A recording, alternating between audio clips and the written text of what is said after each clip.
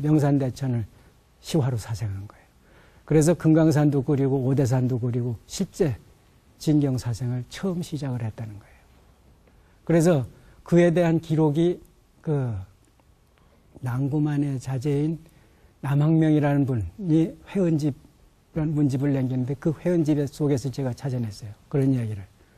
남학명이라는 분도 그림을 좋아해가지고 이 창강 조속의 자제가 조지훈이라는 분인데 그분도 그림을 잘 그려요. 그래서 그 조지훈을 찾아가서 이제 창강의 그림을 좀 배달라 했더니 보여주는데 오대산 그림도 있고 금강산 그림도 있었다. 근데 금강산의 그림을 이 위에서 내려다본 그림도 있고 전체적인 그 구도로 그러니까 심원법으로 그린 그림도 있고 그냥 이제 평원법으로 그린 그림도 있고 뭐 고원법으로 그린 그림도 있고 그랬던 모양이에요. 그러니까 이 원리를 알면은 다양한 변화를 추구할 수가 있습니다. 그래서 인문학이 필요하다는 거예요.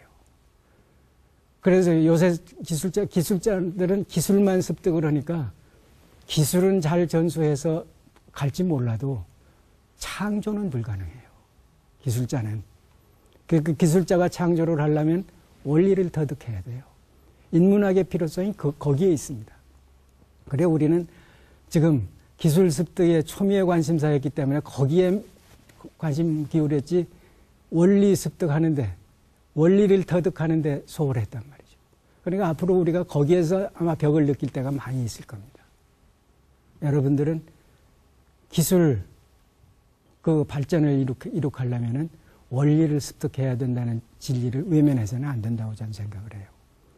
어쨌든지 이런 분이 이게 사대부 화가이기 때문에 종래 화원 화가들은 기술 습득만 하던 분들이니까 조국애니 국토애니 또 우리 산천에 맞는 화법의 창안이니 하는 거는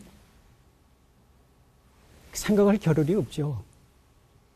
그랬던 거를 이분은 그림 그려서 누가 시켜서 그리는 것도 아니고 그러니까 또 그림 그려서 생계 유지하려고 하는 것도 아니고 그러니까 우리 그림 우리 산천에 알맞는 그림 기법 그게 뭔가 그거를 어떻게 장안해낼까 하는 데 관심이 있으니까 새로운 그림을 그려요.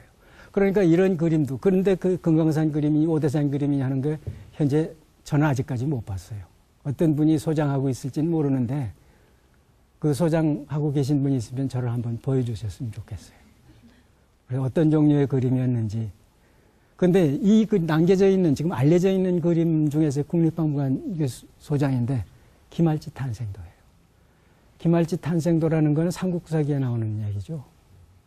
그래서 벌써 소재를 택하는데도 우리 역사 속에서 소재를 택한 거예요. 이 자주의식의 발로죠. 그래서 김할지가 저 금괴 속에 들어있는데 흰 닭이 울고 있었다는 역사 기록을 그대로 그림으로 형상화시킨 거예요. 그러고 보면은 저 산도 중국산이 아니란 말이에요. 어딘지 북악산 같은 느낌이 들고 있단 말이에요.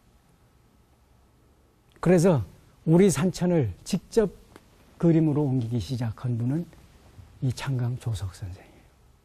그래서 이분은 가진 방법으로 중국의 남북방 화법도 다 알죠.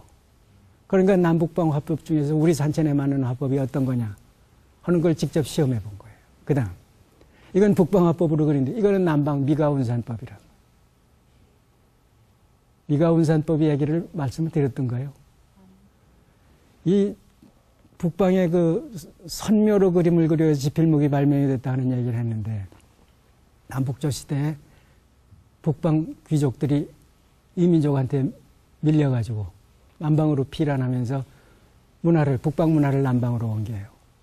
그럴 때 북방 기법으로 필선으로 남방을 그리려고 보니까 비안개 구름에 양자강열이니까 아열대 기우니까 비안개 구름에 늘 쌓여 있단 말이에요. 그거를 어떻게 필선으로 표현을 합니까? 그 필선을 내기 위해 발명한 먹의 번짐으로 그 분위기를 나타낼 수가 있어요. 그래서 발묵이니 먹이 번지게 하는 걸 저절로 번지는 걸 발묵이라고 그러고 그 번짐을 계속 농도별로 파괴해 나가는 걸 파묵이라고 그래요. 그래서 발묵, 파묵이 여기 다 있습니다. 지금. 그러니까 먹의 번짐을 가지고 그림을 그리는 걸 묵법이라고 그래요. 선묘로 그리는 그림을 필법이라고 그러고, 그 필법은 북방화법의 기본기고 묵법은 남방화법의 기본기예요. 그래서 그런 필법과 묵법이 양대 화법이 남북방 화법이 생긴 뒤로 중국의 역대 명화가들은 이거를 어떻게 한 화면에 이상적으로 조합을 시킬까? 이게 항상 최대 목표예요. 그래서 대부분의 각 시대의 명화가들은 자기가 그걸 해냈다고 그래요.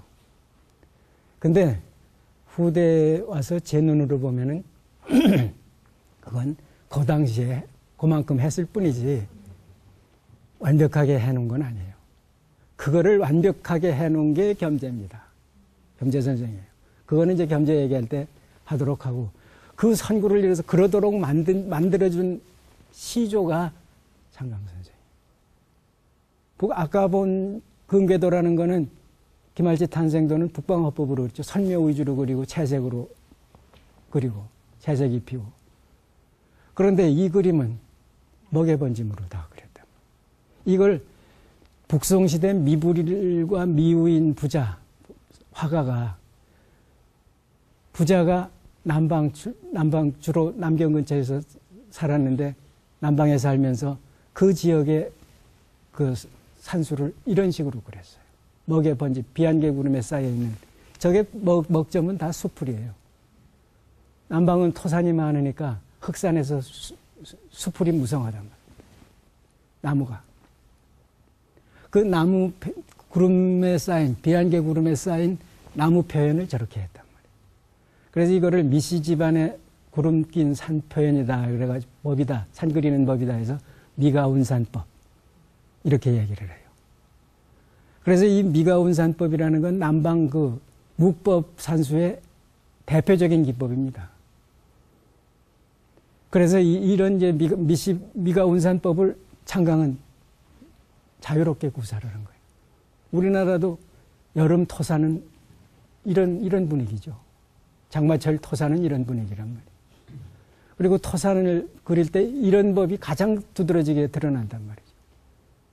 그리고 절벽이 많은 우리나라, 암벽이 많은 우리나라 산에서는 수직선으로 쫙쫙 그려내리는